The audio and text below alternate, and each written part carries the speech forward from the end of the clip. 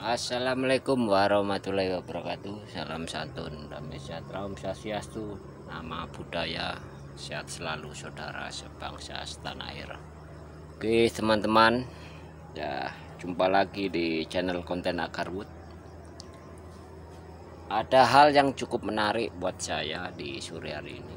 Jadi ada salah satu pemirsa yang sebenarnya dia juga pemain, si pemburu garu ya, dari provinsi yang cukup terkenal juga, menghasilkan garu out yang cukup terkenal di internasional. Enggak saya sebut daerahnya, nanti tersinggung dia, tersungging. Jadi cukup ini aja supaya dia kembali nonton konten lagi, barangkali sadar atau tetap masih tidur ke kiri ya. Jadi dia bilang bahwa kayu itu juga garu. Ya ketika ngambil seperti ini ya jual lah seperti ini. Kalau kau bilang semuanya ini garu, yang dibeli itu aroma wangi getah daripada resin, gubal, getah yang endap dan semakin tebal. Nah kalau kayu ini kayu. Nah ini kayu. Kan nyatanya juga nggak diekspor kayu ini. Nah ini sampah gitu loh. Nah jadi garu itu garu, kayu itu kayu. Nah gitu teman. Nah jadi ini kayu harus dipisahkan, diraut, di carving ya, jadilah out garu, tinggal getahnya resin. Getah garu itu bukan kayu, akibat garu itu luka mengeluarkan getah. Nah ini yang namanya garu ya, ini garu. Kalau kepingan itu sampah, ini kayu, ini hanya medianya saja. Kayu garu itu nama latinnya dari keluarganya Aquilaria, banyak sekali macamnya. Aquilaria, malacensis, mikrokarpa dan lain-lainnya. Ini yang dijual garu. Yang dijual bukan ini kayu ya. Nah, itu. Kalau memang kayu pengertian dijual ya ambilin aja kayak gini, bila perlu batangan gitu. Nah, dipotongin, nggak usah diraut, nggak usah di carving gitu. Nah, itu logikanya seperti itu. Jadi sangat disayangkan seorang pemain juga masih berkata-kata seperti itu. Janganlah bodoh berjemaah gitu loh. Nah kita itu udah waktunya maju lah, petani Indonesia malu sama negara-negara kecil itu. Hasil buminya, budidaya garunya sudah mantap-mantap loh. Nah, Thailand, Filipina, Vietnam, negara-negara kecil itu.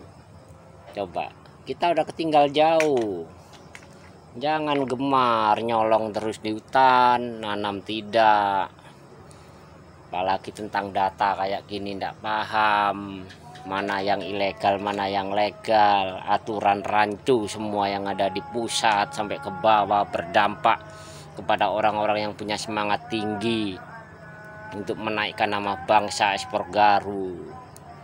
Aduh, cemana bro? Nah ini garu bro, ini garu.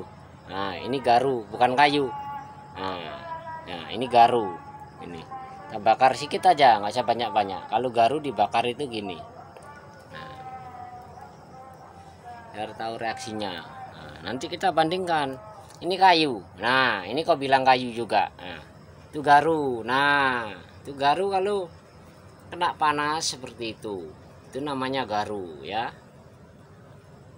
Itu garu yang dijual, itu yang laku itu bukan itu kayu.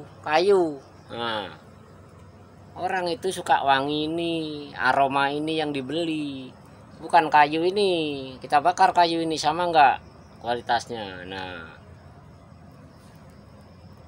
jadi garu itu garu, kayu ya kayu. Nah itu garu itu akibat kayu terluka mengeluarkan resin getah, mengendap semakin lama semakin tebal, jadilah nilai ekonomi tinggi.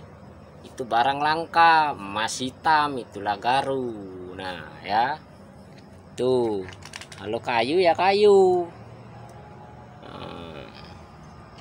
Garu itu nggak harus makan garam sekarung baru pandai, tak tinggal jam terbangnya aja. Nah ini kayu bro. Nah ini, nah keluar nggak getahnya. Nah tuh, itu kayu. Nah, nggak ada getahnya karena itu kayu. Kayunya nggak ada harganya gitu loh. Kalaupun yang disuling yang mengandung minyak, punya aroma wangi, ini nggak ada aroma, cuman kayu. Jadi berbeda, kayu-kayu, garu-garu gitu bro ya. Nah jelas, nah itu kayu. Nah tak patahin lagi sedikit biar tahu di sampingnya perbedaannya. Nah mana yang garu, mana yang kayu ya.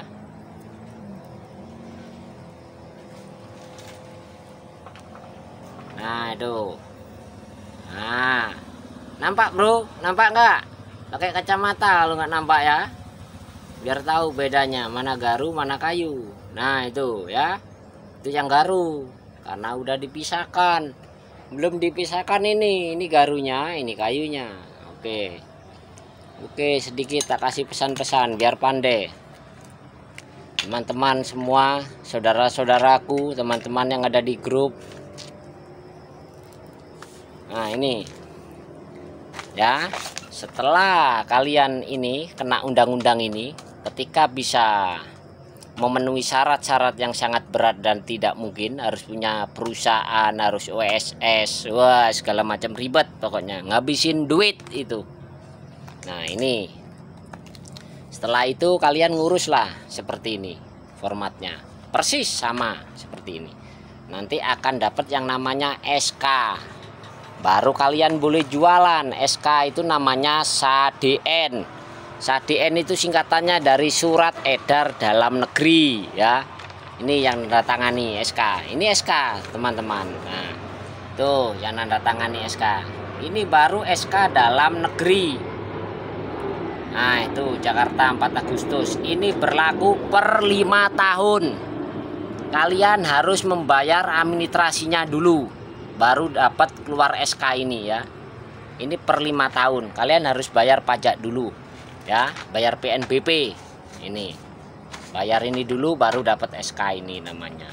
Ini 1 tahun lama keluarnya, ngurus itu banyak, ngabisin duit, sogok sana sogok sini ya kan, openin itu openin ini, kalau nggak ditandatangani dikasihnya. Nah kayak gitu teman-teman. Nah ini sedikit saya bacakan ya. Nah itu SK. Nah ya, nah SK 503. Nah jelas dikeluarkan tahun 2021 ya. Oke, aturan-aturannya ini. Nah bacalah sendiri ya. Nah bahwa berdasarkan pasal 39 peraturan pemerintah nomor 5 tahun 2021, nah, intinya garu itu dimasukkan ke usaha berbasis resiko. Aneh nggak? Kalian nanam, kalian disarankan menanam oleh siapa? Nah instansi siapa? Tahu kan? Udah nanam, dibilanglah ada obatnya nanti supaya jadi nggak? Nah ya kan, pikirlah sendiri. Setelah itu kena pasal-pasal ini semua, kalian harus mentaati ini semua. Baru bayar PNBP lagi per kilo kalian, baru bisa dikarantina barang, baru bisa dikirim melalui ekspedisi. Ini baru 1 dokumen yang khusus surat edar dalam negeri, belum yang SAT LN. Nah setelah ini 1, kalian mau ekspor harus punya ini juga. Nah edar luar negeri ya untuk ekspor seperti itu. Naik lagi, kalian harus bayar lagi ini. Kalau nggak bayar nggak ada dokumen ini. Jadi kalian belum kerja harus bayar dulu. Gitu ceritanya. Itulah Indonesia tercinta kita.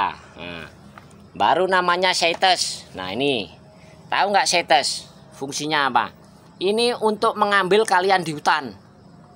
Ketika kalian punya CITES seperti ini, tanaman yang dilindungi mereka gembor-gemborkan itu, jadi nggak apa-apa kalian jarah, kalian tebang nggak apa-apa. Selagi punya SK ini, masa berlakunya sama per 5 tahun ya.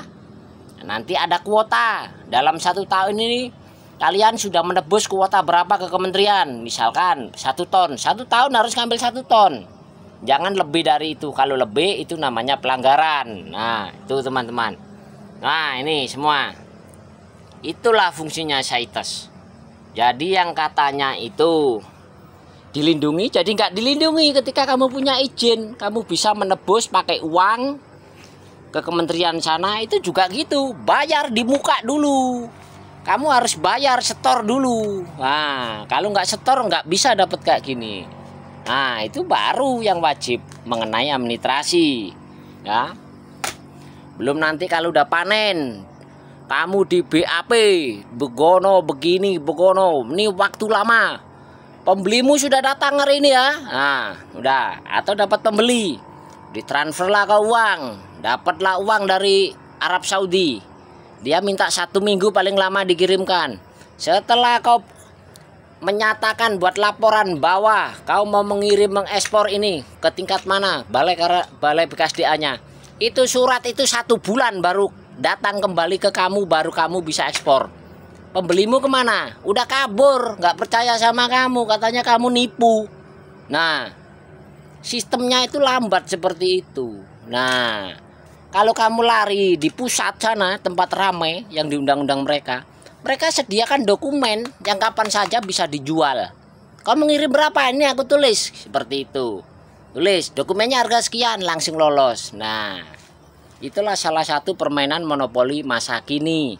Kalau dulu pakai ular tangga monopoli, sekarang nggak, pakai duit semua. Nah, itu berjemaah teman-teman, ngeri pokoknya main di Garu itu. Terus semangat dan semangat teman-teman semua, yuk kompak, perangi semuanya, segala sesuatu yang merugikan kalian. Kalian semuanya udah jadi korban.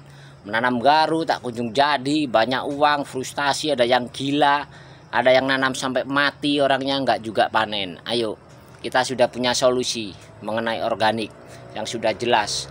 Orang yang bodoh nggak tahu Garu aja sudah terbukti di PKN kita, telah nyata dia bisa panen lebih duluan. Dalam kurun waktu 10 bulan atau 1 tahun mereka sudah bisa membuktikan panen. Dari beli 1 pohon yang harganya 500.000, bisa dijualnya sampai dapat berapa kilo, uangnya sudah mau dekat 6 juta. Nah, dari modal 1 pohon selama proses 8 sampai 10 bulan dia sudah bisa beli pohon berkali-kali lipat. Ya oke, semoga menginspirasi untuk teman kita semua. Semangat dan semangat, terus berjuang, jangan pernah mengenal lelah meskipun kita dikhianati oleh bangsa kita sendiri, oleh oknum-oknum yang selalu bertindak jahat dan pernah adil kepada petani-petani. Salah satunya petani Garu. Semangat.